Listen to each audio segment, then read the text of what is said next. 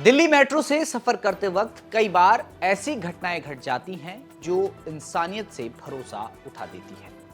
कई बार लोग मेट्रो में मदद करने के चक्कर में अक्सर फ्रॉड का शिकार हो जाते हैं। एक युवक के साथ भी ऐसा ही हुआ और ये पूरी घटना उस युवक ने रेडिट पर शेयर की, जिसके बाद से ही ये पूरी घटना वायरल है। और आज मेट्रो रिपोर्ट में मैं आपको बताऊंगा कि किस तरह एक लड़की ने एक युवक के साथ मेट्रो में बड़ी आसानी से फ्रॉड कर दिया। नमस्कार, आप देख रहे हैं दिल्ली तक, मैं हूं आपके साथ विजय नेगी।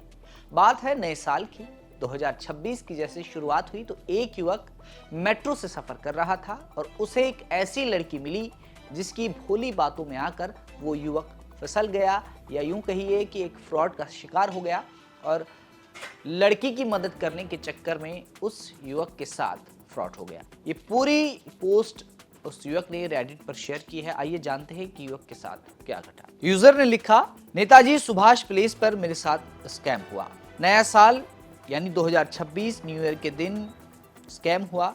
एक हाउस पार्टी में मुझे बुलाया गया और मैं हमेशा की तरह लेट था। नेताजी सुभाष प्लेस पर मेट्रो इंटरचेंज करते समय मुझे एक लड़की जिसकी उम्र करीब 18 से 20 साल रही होगी, बॉय कट बालों वाली मेरे पास आई और पूछा, यहाँ कोई एटीएम होगा? मैंने जवाब दिया, यहाँ मेट्रो के अंदर तो कोई नहीं होगा, आपको एग्जिट लेना पड़ेगा। वो परेशान लग रही थी। उसने जल्दी मुझे एक रिक्वेस्ट की। असल में मैं घर से जल्दी निकलते समय पैसे भूल गई, क्या आप मुझे 500 या 1000 रुपए कैश दे सकते हो? मैं यूपीआई कर दूंगी, मुझे एग्जाम देने जाना है। मैंने कहा मेरे पास कैश में 500 रुपए हैं। मैंने उसे वो पैसे दे दिए और अपना क्यूआर दिखाया। उसने कहा कि वो अपना पर्स पूरी तरह घर पर भूल आई है, इसलिए उसके पास फोन भी नहीं है। उसने पूछा कि क्या वो अपनी माँ को कॉल करने के लिए मेरा फोन इस्तेमाल कर सकती है। मुझे कुछ गड़बड़ लगी, लेकिन फिर भी मैंने उसे फोन दिया और उसने अपनी माँ को कॉल किया, लेकिन उन्होंने जवाब नहीं दिया। फिर उसने उन्हें व्हाट्सएप पर लिखा, मम्मी मैं प्रिया, फोन उठाओ, मैं पैसे फ्रिज के ऊपर भूल आई हूँ। फिर उसने मुझसे सबसे आम स्कैम वाली बात कही, असल में मेरा एग्जाम शालीमार बाग में 2:30 बजे से है, मुझे एज सून एज पॉसिबल निकलना पड़ेगा, आप थोड़ा सा इंतजार कर लो, मैं 2:30 बजे तक आपको पैसे अपने दोस्तों से भिजवा दूंगी। उस समय 2:15 हो रहा था समय। मैं थोड़ा हिचकिचाया, लेकिन वो रोने वाली थी। मैंने उससे उसका एडमिट कार्ड मांगा, लेकिन उसने कहा कि उस एग्जाम में एडमिट कार्ड की जरूरत ही नहीं पड़ती। कोचिंग इंस्टीट्यूट से एक सीरियल नंबर मिलता है, बस उसी से एंट्री हो जाती है।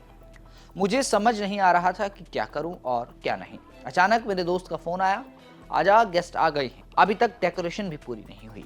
तो मैंने सोचा कि छोड़ो यार, नया साल है, चलो एक बार किसी पर भरोसा कर लेते हैं, शायद नया साल मेरे साथ अच्छा करेगा, वरना कर्मा उसका और मेरा हिसाब तो कर ही लेगा।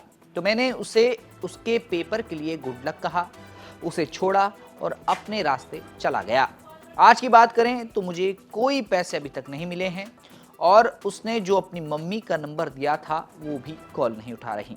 उसकी वजह से मैं इस साल किसी की भी मदद नहीं करने वाला हूँ, भले ही कोई सच बोले या झूठ। अगर आपको वो कहीं मिले तो उसे बताना, अरे कम से कम एग्जाम का बहाना बनाकर पैसे तो मत मांगो। ये तमाम घटना का जिक्र रेडिट में एक पोस्ट के दौरान इस युवक ने की है और अब ये पोस्ट काफ़ी वायरल हो रहा है। 200 लोगों ने इस पोस्ट को अप किया है और कई लोग इस पोस्ट पर तमाम तरह के कमेंट्स कर रहे हैं। लोगों का ये कहना है कि राह चलते किसी की भी इसीलिए मदद नहीं करनी चाहिए। कोई कमेंट में लिख रहा है कि किसी दूसरे नंबर से उसकी मम्मी को फ़ोन ट्राई करो, शायद वो उठा लें।